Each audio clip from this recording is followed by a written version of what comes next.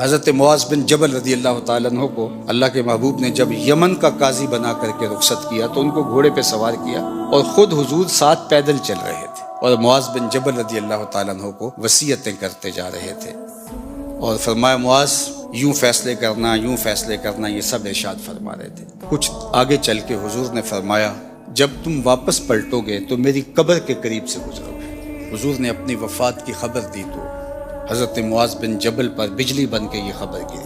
حضور کے وصال کی خبر کوئی چھوٹی خبر تو نہیں تھی، صحابہ کی تو زندگی حضور ہے، اور ہماری زندگی، ہمارا سب کچھ۔ مولانا ظفر علی خان نے کیا خوب کہا تھا، ہم جس میں بس رہے ہیں وہ دنیا تم ہی تو ہو۔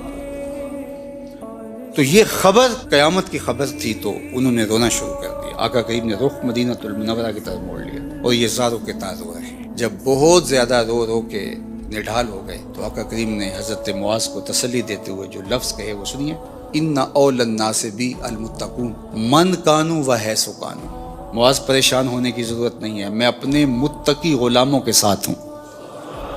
من کانوا و حیث کانوا، وہ جو بھی ہوں اور جہاں بھی ہوں، تو انہیں معیت رسول بھی حاصل ہے جو تقوی کے نور سے مالا مال ہے۔ حضور کا قرب نصیب ہوتا ہے انہیں، اور اللہ کی قربت بھی